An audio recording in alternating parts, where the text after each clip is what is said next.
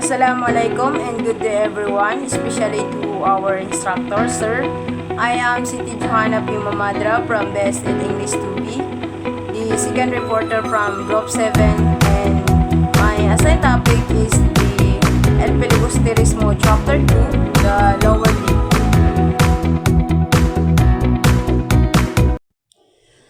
The story moves to the lower deck of a steamer. So on this scene, the lower deck of a steamship where it is crowded, noisy, and has a strong, unpleasant smell from the engine. So many passengers sit quietly. Some enjoy the view, while the others is play a cards or have a conversations. So, in one corner, a group of Chinese merchants is feeling seasick and lying down looking very unwell. At the same time, some students who feel confident are walking around the booth. They are laughing, making jokes, and playfully talking to young women. Among them, the two students stand out, Basilio and Isagani. Basilio is studying to become a doctor and is known for being very skilled in medicine, while Isagani is a young man who writes poetry. The two of them are having conversation with Capitan Basilio, a wealthy man who is traveling back from Manila. Basilio Isagani and Capitan Basilio talk about the several important topics. The first is they discuss Capitan Tiago's addiction to opium, a drug that has made him very sick. Then they talk about how difficult it is to open a school where the students can learn the Spanish language, called the Castilian Academy. Some powerful people, like Padre Sevilla, do not support this idea and try to stop it. Even though they face many challenges, the students remain determined. They do not give up on their goal of opening the academy because they believe education is very important. As they are talking, Simon, a mysterious jeweler, joined their conversation. He spoke in a rude and arrogant way, making a harsh comment about how poor Isagani's province is. He also criticized the influence of native rice. Isagani becomes upset by Simon's words because he is proud of where he comes from. He strongly defends his province and its people. However, Simon's mysterious and superior attitude makes Isagani feel uncomfortable. Later, Basilio tells Isagani that Simon is not an ordinary jeweler. He is a very powerful man, often called the Brown Cardinal. He has a close relationship with the general, which means he has a lot of influence over important decisions. At the same time, Padre Florentino, who is Isagani's uncle and a well-respected native priest, sits quietly among the passengers. He remains calm and composed, showing dignity in his behavior. Unlike some other native priests of his time, he does not seek power or wealth. The captain of the ship notices Padre Florentino and invites him to move to the upper deck. There the more privileged passengers stay. These moments highlights the social division even among fries. So some are treated with more respect and given a special privilege, while others remain in the lower deck with the common people. So here are the important events during the lower deck. So the first is the passenger endure discomfort. So the lower deck of the steamship is hot, noise, and crowded. Then some passengers pass the time by playing cards, chatting, or sleeping. And the second is Basilio and Isagani talk with Capitan Basilio about the Capitan Tiago's addiction to opium.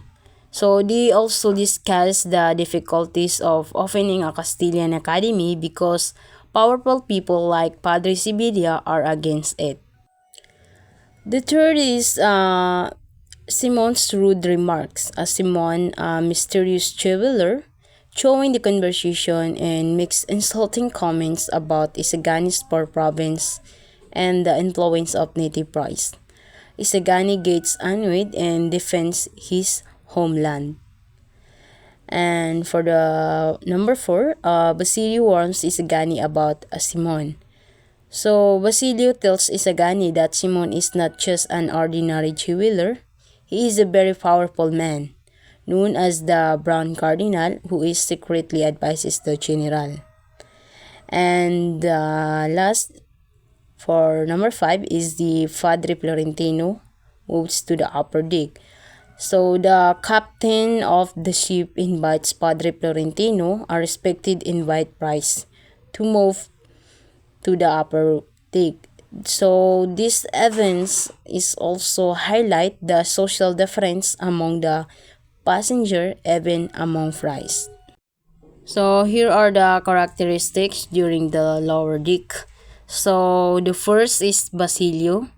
Basilio, a smart and skilled medical student, he talks about Capitan Tiago's health problems and the challenges of opening a school, which is the Castilian Academy.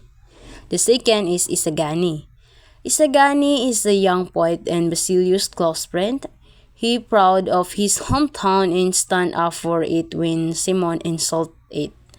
He feels uneasy around Simon. And the third is Capitan Basilio. Capitan Basilio, a rich man who discussed Capitan Tiago's opium addiction and the difficulties of starting the Castilian Academy. Simon, a mysterious and powerful jeweler who is close to the general. He makes rude comments that annoy Isagani. People secretly call him the Brown Cardinal. And last is the Padre Florentino, Isagani's uncle and well-respected native priest. He represents the honorable native priest from the past. The captain invites him to the upper deck, showing the social division on the ship.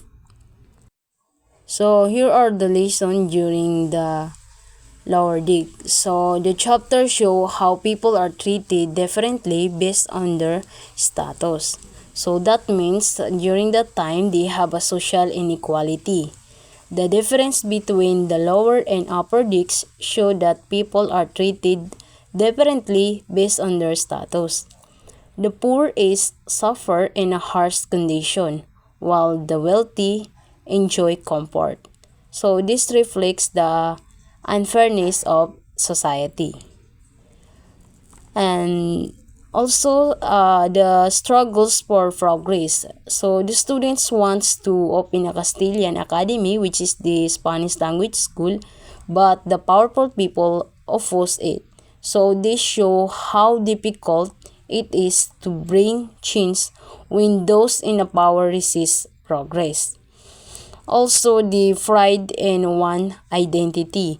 When Simon insult Isagani's province, Isagani proud defends it. So this teaches us to stand up for where we come from and to take a pride in our culture and heritage. Also, Simon is a mysterious and powerful figure who works behind the scenes. This reminds us to be careful of people who have a lot of influence but use it in a hidden ways. And the last is the Padre Florentino, who is calm and respectful, even though native friars like him are often disrespected. His behavior shows that it's important to stay strong and dignified, even when things are too. That's all for my part. Thank you for listening. Happy Ramadan, everyone.